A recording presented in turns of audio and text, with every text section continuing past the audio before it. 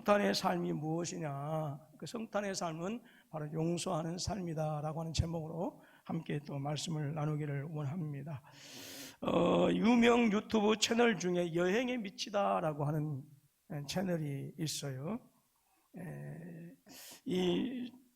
여기 대표가 얼마 전에 이제 극단적인 선택을 해서 사망을 했는데요. 이 여행에 미치다라고 하는 이 대표는 청년 이제 실업가로 대단히 성공 가도를 달리고 있는 그런 사람이어서 정말 여기저기서 인정을 받았던 그런 사람이었습니다. 근데 이 채널에서 공식 인스타그램에 지난 8월 9일 강원도 평창의 양떼 목장을 여행하면서 찍은 그 동영상을 올렸는데 그 게시물에 성관계 영상이 같이 올려지고 말았어요. 이를 발견한 네티즌들이 대단한 불쾌감을 드러내었고 계속해서 끊임없는 그런 항의가 이어졌습니다. 그래서 이 여행이 미치다라고 하는 이 측에서는 즉각 해당 게시물을 삭제해야 했고요. 그리고 이제 1차적으로 사과문을 게재했는데 그 1차 사과문에 진정성이 없다라고 해가지고 그 사과문을 내리고 다시 2차로 이렇게 이제 사과문을 작성했습니다만은 그런 과정 속에서도 네티즌의 비난은 계속되어졌고 그래서 이 대표가 극단적인 선택을 했는데 불과 31살의 나이였다고 합니다. 근데 이것이 꼭 그 유명 그 유튜브만의 문제가 아니고 이것이 오늘날 우리 대한민국의 안타까운 사회의 한 모습이다라는 생각을 가져보게 되어집니다. 이 사건뿐만 아니라 정말로 우리 주위에 너무나도 많은 그런 사람들이 자신들이 실수하고 또 어떤 그 잘못을 저질렀던 것들을 용서받지 못해서 여론의 문매를 맞아서 그래서 고통 중에 극단적인 선택을 하는 사람들이 너무나 많이 있습니다. 그래서 이 SNS가 오늘날 더욱더 발달해 가고 있는데 이 SNS 발달은 이러한 그 사회적인 문매를 더욱더 확산시키고요, 더욱더 광범위하게 만드는 그런 부작용을 이제 연출하고 있습니다. 그래서 말씀드린 것처럼 이 사회에서 용납되지 못하고 용서받지 못해서 절망 속에 빠져버린 사람들이 너무나 많다라고 하는 것이지요. 그래서 이제 극단적인 선택을 서슴지 않는데 이 극단적인 선택을 하는 모습을 보게 되어지면 너무나도 젊은 인재들이 이 극단적인 선택을 한다라고 하는 거예요. 이것은 정말 국가적으로 엄청난 그런 그 손실이거든요. 이 앞으로 한참 일해야 되고, 그다음에 탁월한 기술을 가지고 있고 재능을 가지고 있는 사람들이 아주 젊어서 극단적인 선택을 하게 되어진다고 한다면 결코 국가의 미래는 밝을 수가 없다라고 하는 것이죠. 물론 이것하고는 상관없는 얘기지만 그 미국 역사학자 길필란이라고 하는 사람이 로마 사회가 왜 멸망했느냐라고 하면서 자기의 그 연구 논문을 발표했는데 로마 사회의 어떤 그 멸망은 납중독 때문이었다라고 그렇게 얘기를 해요. 당시 아주 2000년 전에 로마 사회에서 특별히 잘 된 게 뭐였냐면 상수도 시설이었습니다. 근데 그 모든 상수도가 무엇으로 만들어졌냐면 나무로 만들어졌었어요. 그리고 이제 중세시대까지도 그 화장품을 많이 사용을 했는데 특별히 이 화장품에 인체에 해로운 그런 이제 중금속인 납이 많이 있어가지고 상당히 근래까지 화장품이 이렇게 발전하기까지는 그 화장품 성분에 납이 많이 들어가 있었어요. 그래서 납을 오래 그 상품을 쓰다 보면 나중에 얼굴이 풀이댕댕해지고 그리고 얼굴이 상하게 되어지는 그리고 납 중독이 되어져 가지고 시름시름 앓다가 죽어가는 이런 일들이 있었는데 로마 시대 때는 모든 어떤 것 그런 것들이 어떤 그 고가의 어떤 이런 그 음식 어떤 그 식기나 특별히 이제 밥을 짓는 솥 같은 경우는 납을 만들어서 사용했다라고 하는 것이죠. 그러니까 뜨거운 불을 떼서 이렇게 어떤 그 포도주를 만들고 그 다음에 그 밥을 만들었는데 그러니까 이 나비에 중독될 수밖에 없었고, 이 나비에 중독이 되어진다고 한다면 임신을 하지 못한다고 합니다. 그래서 이 로마 사회에서는 이 고위 관료들만, 지도자층이 부자로 사는 사람들만이 이 나무로 만든 어떤 그릇들을 이렇게 사용을 했는데, 서민층은 가난하기 때문에 사용하지 못했다라고 하는 거예요. 결과적으로 이렇게 사회 지도층 인사들이 나비에 중독이 되어져서 그 지도층의 인구가 상당히 감소가 되었다고 그렇게 얘기를 해요. 그래서 결국 로마 사회를 이끌어가는 그 지도층의 인구가 감소함으로 말미암아서 로마 사회가 그 멸망이 빨라졌다라고 이렇게 이제 길필라이라고 하는 미국의 그 유명한 역사학자가 그렇게 연구 발표했습니다. 이게 무슨 말이냐면 그만큼 전도 양양한 그런 사회의 그 지도층이나 그 다음에 젊은이들이 극단적인 선택을 해서 목숨을 끊어버린다고 한다면 이것은 더 좀 극단적으로 얘기한다면 국가의 운명하고도 연관이 있다라고 하는 것이죠. 그렇기 때문에 이것은 정말로 국가적인 엄청난 손해이다라고 하는 것입니다. 이러한 때에 우리 믿음의 사람들이 이 사회에 보여줘야 할 삶이 분명히 있다라고 하는 거예요. 그것이 무엇이냐? 성탄의 삶인데 바로 그 성탄의 삶이 무엇이냐? 용서이다라고 하는 것이죠. 여러분, 우리가 복음서를 보게 되어지면 한 여자가 간음하다가 현장에서 서기관과 바리새인들에 의해서 잡혀서 이제 예수님 앞에 끌려 나오지요. 그러면서 예수님에게 그렇게 질문합니다. 율법에 따르면, 모세 율법에 따르면 이런 여인은 돌로 쳐 죽여야 되는데 예수님 당신은 어떻게 하시겠습니까? 라고 이렇게 묻지요. 자기들이 그 어떤 문제를 해결할 수 없어서 예수님에게 이렇게 질문한 게 아니라 예수님을 시험하기 위한 것이죠. 예수님을 함정에 빠뜨리기 위해서 이렇게 질문한 거예요.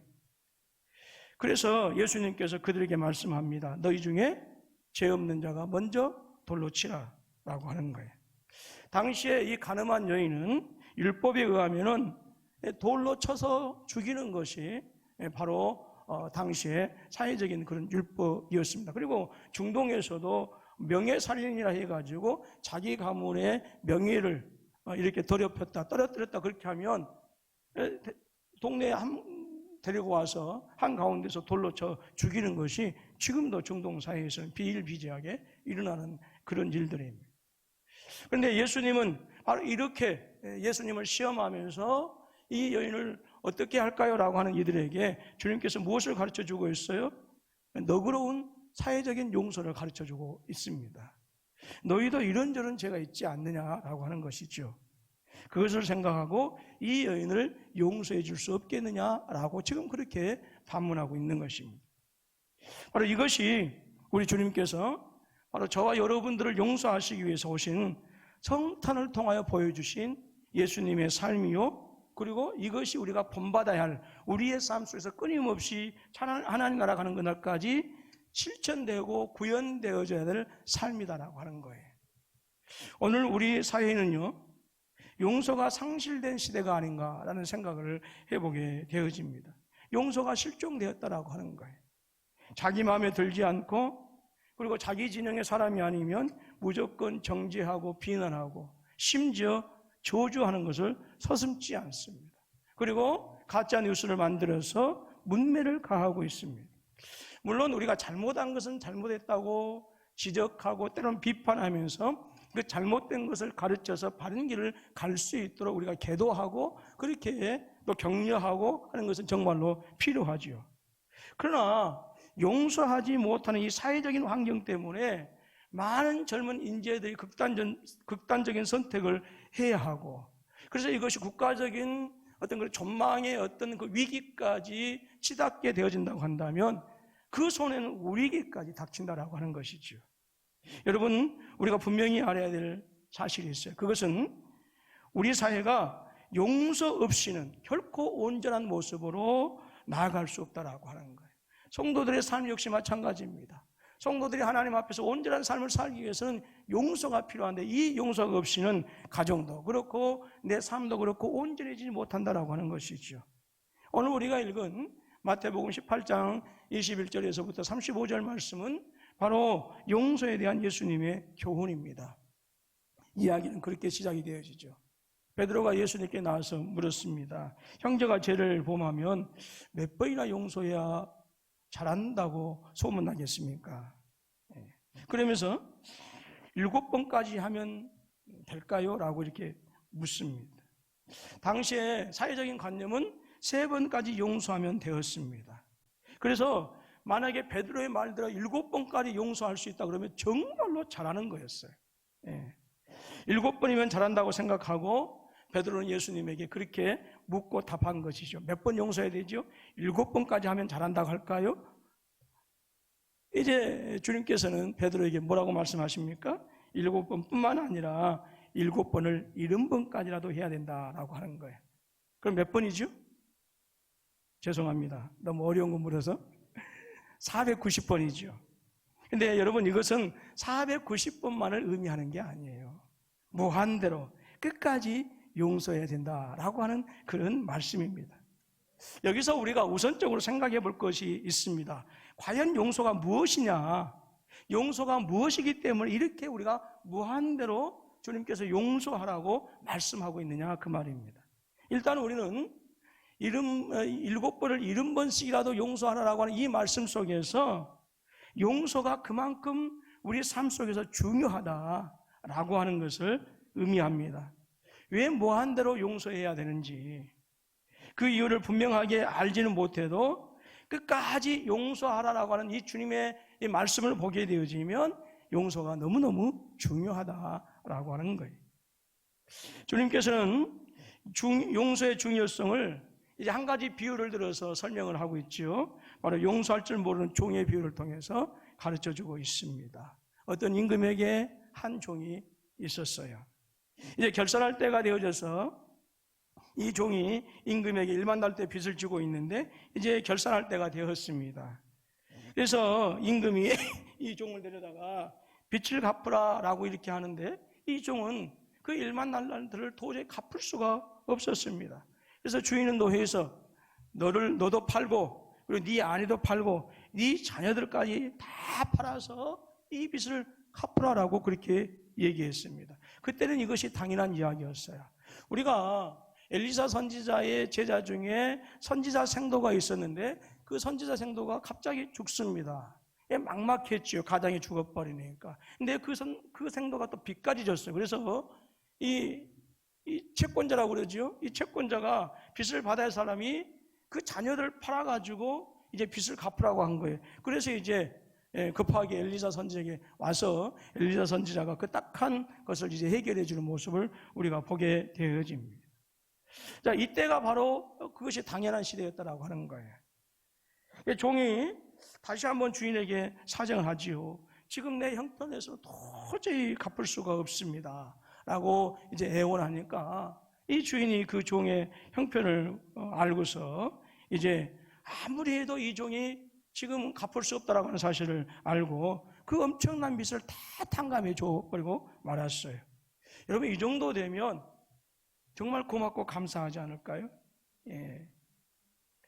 빚을 탕감받고 나오면서 이 종이 자기에게 또 빚을 진 사람, 친구를 만납니다. 얼마를 빚을 졌다고요? 100데나리온이었어요.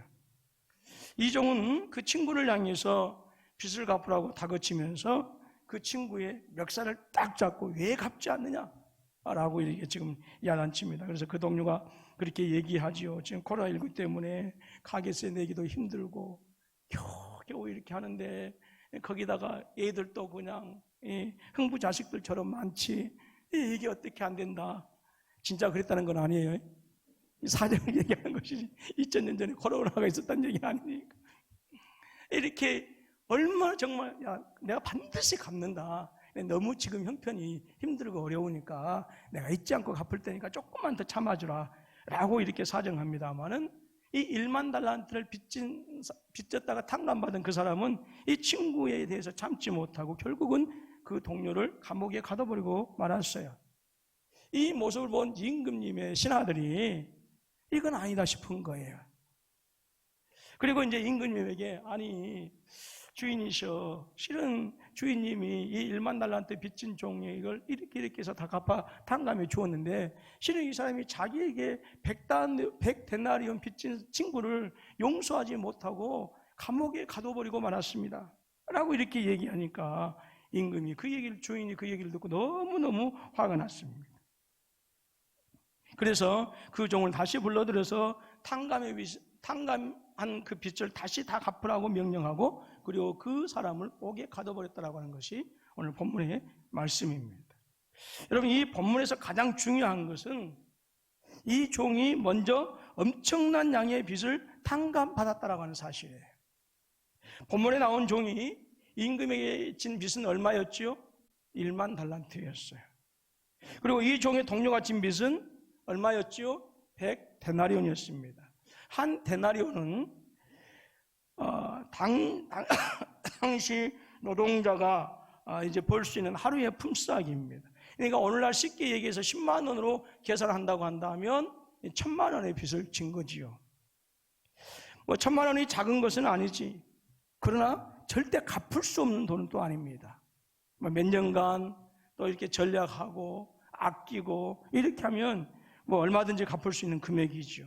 근데 여기에 비해서 한 달란트는요 6,000데나리온이에요. 예. 이게 10만 원으로 계산한다고 한다면 6억 원이다 그 말입니다. 근데 이 종이 임금에게 진 그 빚은요 1만 달란트입니다. 그러니까 현재 화폐로 환산한다고 한다면 이 1만 달란트는 얼마가 되느냐 하면 6조 원이 되는 엄청난 금액입니다. 이 돈은 죽었다 깨어나도요 갚을 수 없는 돈이에요. 그리고 여러분들에게요 5만 원짜리를 갖다 줘서 이 6조 원을 세라, 지금부터 세도 세지 못하고 죽어야 되는데 그래도 갖고 싶죠.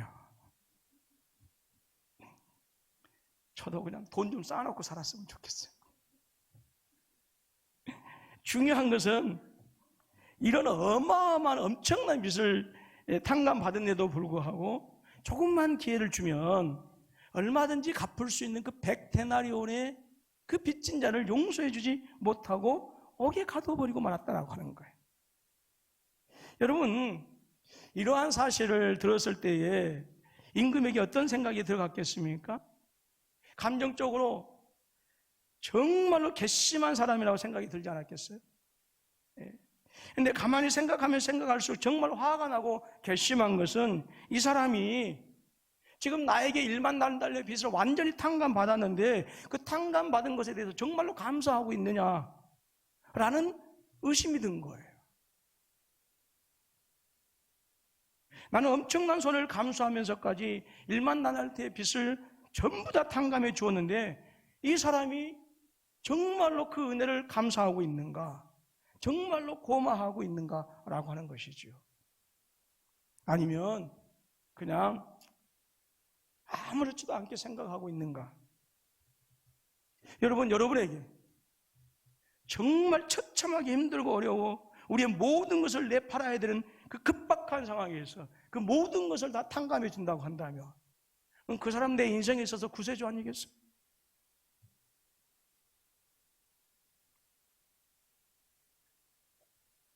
정말 1만 달란트의 빚을 탕감해 준 그 주인의 은혜를 생각하고 감사하다고 한다면 어떻게 자기에게 100달란트 빚을 진 그 사람을 용서해 줄 수 없겠는가? 참아주지 못하겠는가라고 하는 것입니다. 그렇다면 이 사람은 나의 은혜를 감사하지 못하는 정말 못된 사람이다라고 하는 바로 그것이 괘씸했던 거예요. 사랑하는 우리 군포 서북교회 성도 여러분, 여러분들이 신앙생활 하면서 가장 힘들고 어려운 것이 무엇이라고 여러분들은 생각하십니까? 그리고 가장 해결 안 된 것이 무엇입니까? 성경 읽기요? 이것도 어렵죠. 기도, 전도, 성소주일하기, 11조 하기, 물론 이런 거 하나하나가 결코 쉬운 것은 아닙니다. 그러나 가장 순종하기 힘든 것이 무엇이냐? 그것은 용서가 아닌가라는 생각을 하게 되어집니다. 왜 그런가 하면 용서는 우리의 본능을 거스르는 것이기 때문에 그래요. 당한 것 이상으로 갚아주고 싶은 것이 인간의 솔직한 마음 아니겠어요? 저를 너무 힘들게 했던 어떤 권사님이 암에 걸렸다는 소식이 딱 들리니, 이야, 이건 할렐루야. 처음에 그랬어요.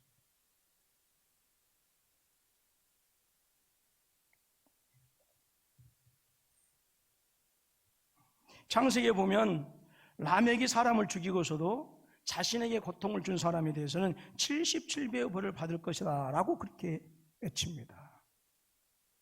자기가 사람 죽인 것은 생각하지 않고 자기에게 고통 주는 자에게 77배의 벌이 임할 것이다 라고 그렇게 생각했어요. 이것이 인간의 본능입니다.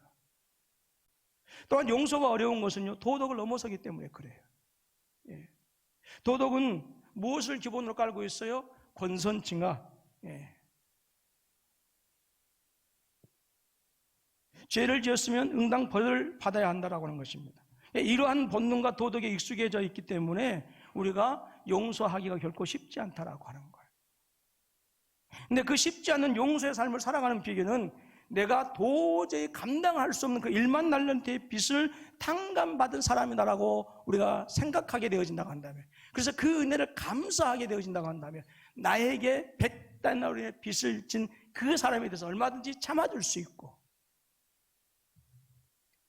용서할 수 있다라고 하는 것이죠.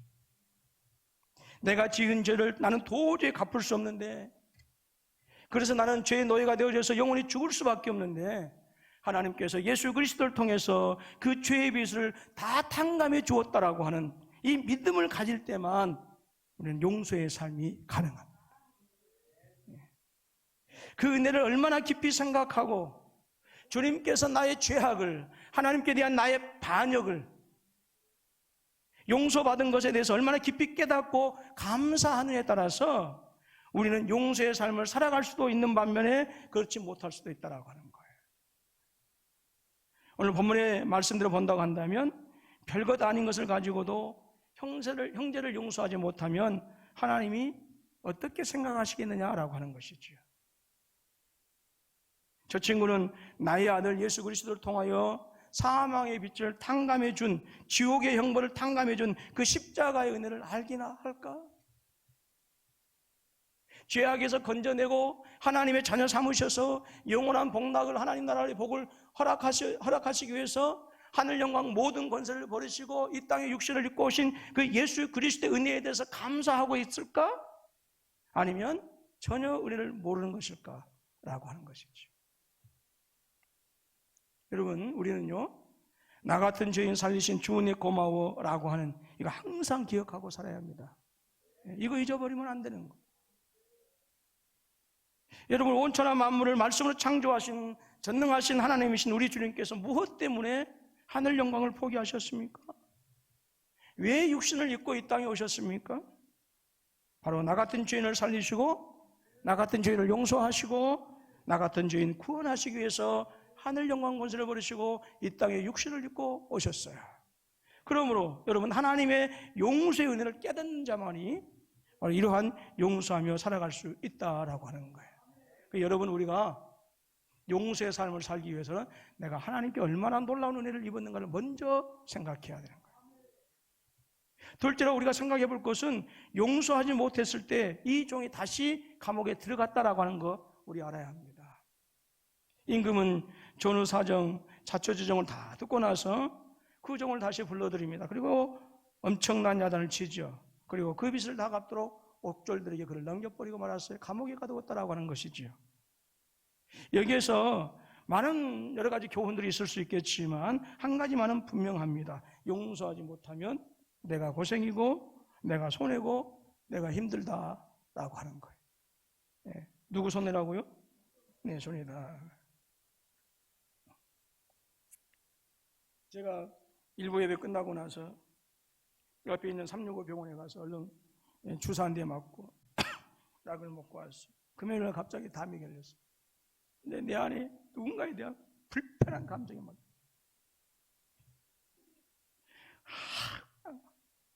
그랬더니 담이 와버리더라고.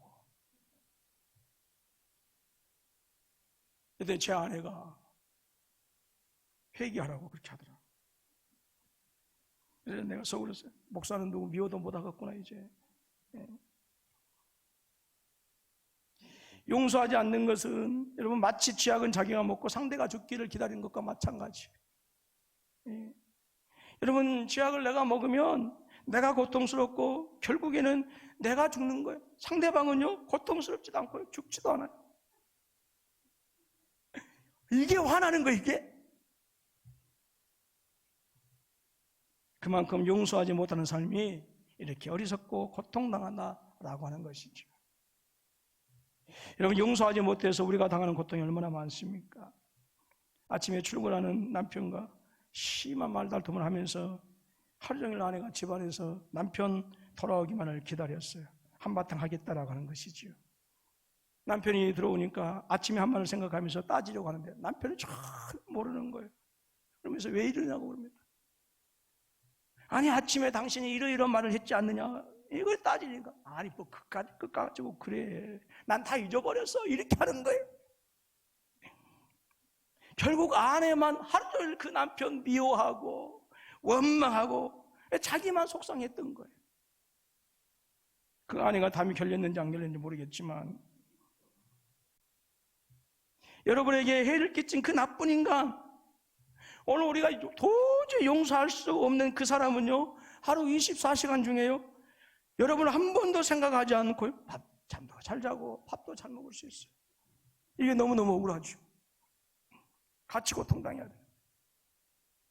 그런데 우리는 앉으나 서나 그 사람 생각나고 자리에 누우면 천장에 그 얼굴이 보이고 그와 비슷한 얼굴만 봐도 가슴이 두근거리고 막 분노가 치솟습니다. 여러분 그런 사람들은요 신체는 자유로울 수 있어요. 그래서 조깅도 할 수 있고 마라톤도 할 수 있고 배드민턴도 할 수 있고 탁구도 칠 수 있고 카페에 가서 차도 마실 수 있고 그렇지만 그 마음과 생각과 정신은 미움이라고 하는 감옥에 갇혀 있는 상태이고요 분노라고 하는 착고에 매여 있는 불쌍한 삶을 사는 거예요. 우리가 용서하지 못하는 데는 분명히 이유가 있겠지만 여러분 용서하지 못한다라고 하는 것은요 결국 내가 손해보고 내가 힘들고 내가 고통당하는 거예요. 많은 사람들이 경험한 것 중에 하나가 누군가를 미워하고 용서하지 못하는 데서 자유롭기만 해도요 많은 질병들이 치유가 되어진다고 그래요. 지금 우리의 인생에서 용서하지 못하고 있는 사람이 누군가 여러분들 한번 생각해 보세요. 혹시 홍강무 목사가 아니기를 바랍니다. 무엇 때문에 용서하지 못하는가 생각해 보세요. 그리고 그 사람을 용서하시기를 바랍니다. 용서할 때 우리는 참된 평안과 진정한 자유를 누리게 되는 줄로 믿습니다. 이것이 성탄의 삶이에요. 세 번째로 우리는 이런 용서의 삶을 끝까지 살아야 돼요. 언제까지? 끝까지. 다른 말로 하면 하나님 나라 가는 그날까지. 베드로의 질문에 주님께서는 7번씩 70번이라도 해라 라고 말씀합니다. 이 말은 무한대의 용서를 가르치는 말씀인데요 또 반대로 얘기하면 한두 번의 용서로 용서하는 삶을 살기가 어렵다라고 하는 말씀이기도 합니다. 여러분 한두 번으로 되어지고 한두 번으로 해결된다고 한다면 얼마나 좋겠어요? 네, 이게 어려워요. 서로 화해를 했는데도 나중에 또 가서 불끈 또 취소해서 다시 미움이 되살아나기도 합니다. 아무리 주님의 은혜와 사랑을 생각해도 불쑥불쑥 화가 치밀어 오르고 분노가 치밀어 오를 때가 있었어요. 제가 어렸을 때 다녔던 전라남도 해남군 황산면 내산리 내산교회가 있었어요. 그 교회에 한 30여 명, 40여 명 되는 교회에 한 집사님과 이 집사님이 계셨어요. 두 분 다 하늘나라 돌아가셨어요. 하늘나라에 가셨어요. 근데 이분이 둘이만 주일마다 다투는 거예요. 부엌에서 밥 짓다가 다투고 여전도에 하다가 다투고 둘이 한 하늘을 이고 살 수 없는, 지고 살 수 없는 그런 엔수에 악수하는 그런 관계였어요. 네가 죽어야 내가 행복하고 너가 죽어야 내가 산다라고 그런 관계였어요.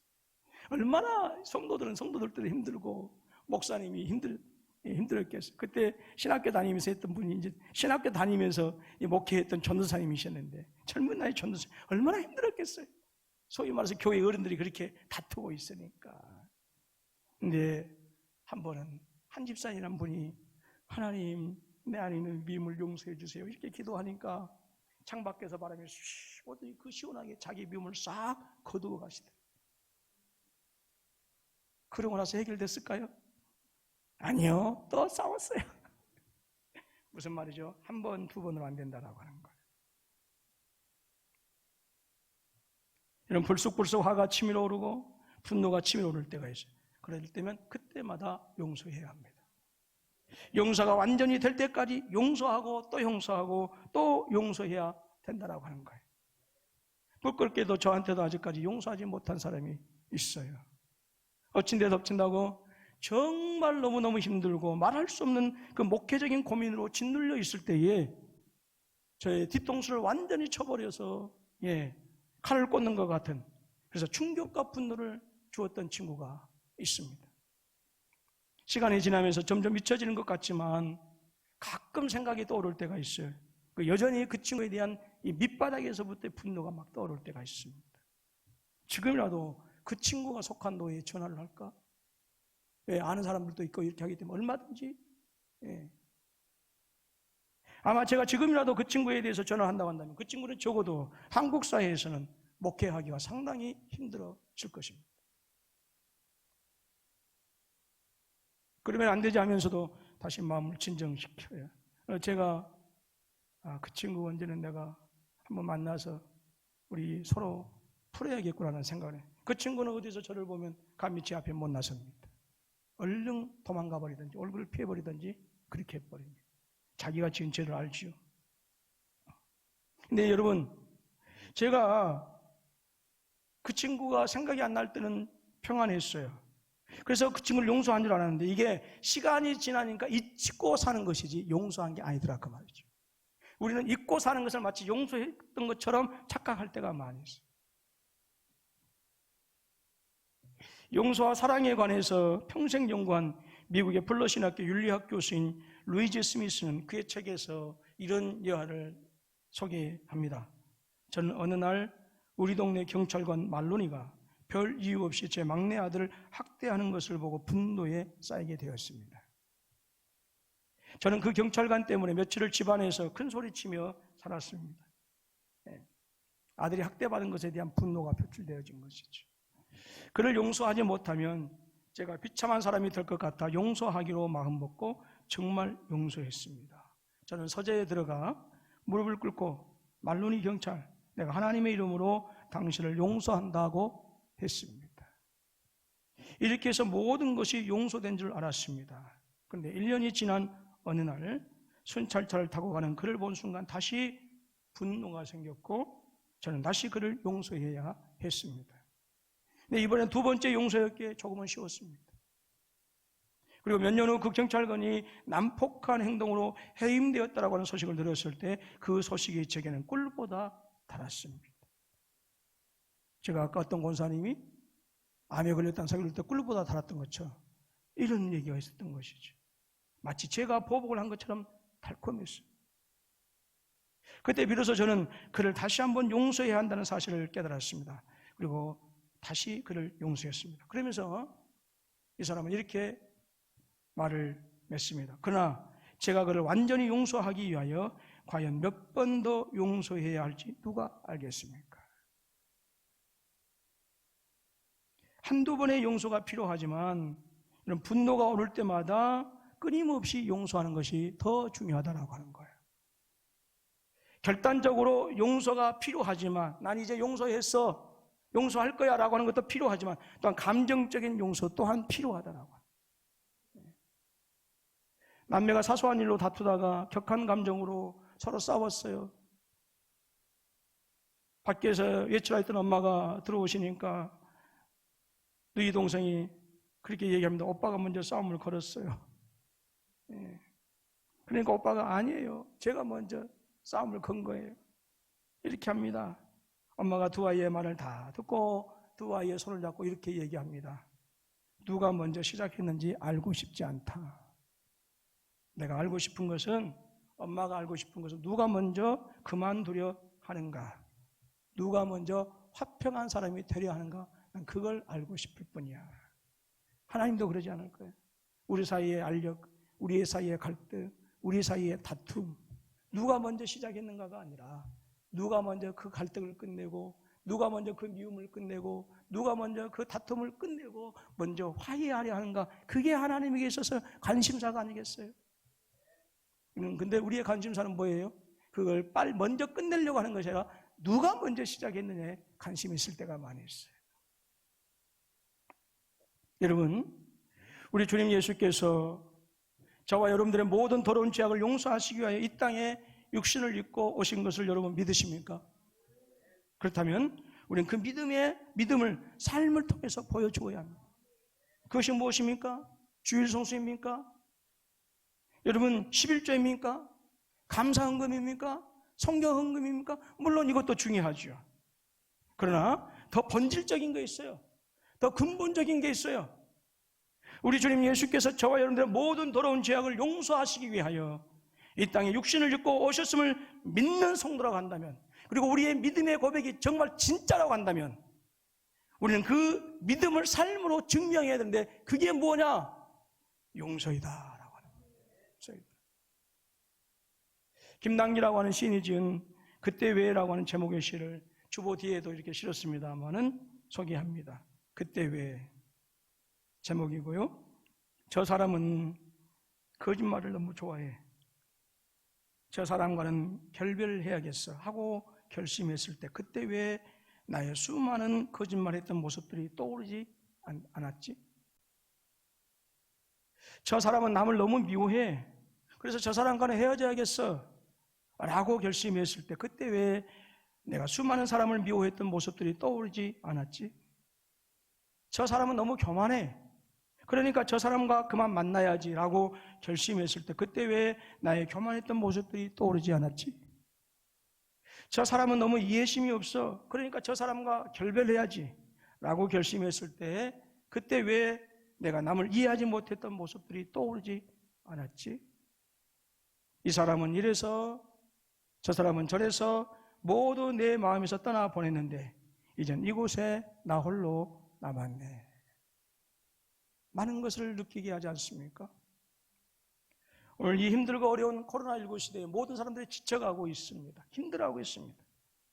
그러나 이 코로나19를 이길 수 있는 것은 있습니다. 성탄의 삶을 살아가는 것이죠. 그 무엇이죠? 용서하는 거예요. 그래서 화목하고 하나가 되어주, 서로 이해하고 격려하면서 이 코로나19를 이겨나가는 우리 모든 군포서북교회 성도님들이 되실 수 있기를 주님의 이름으로 축원합니다.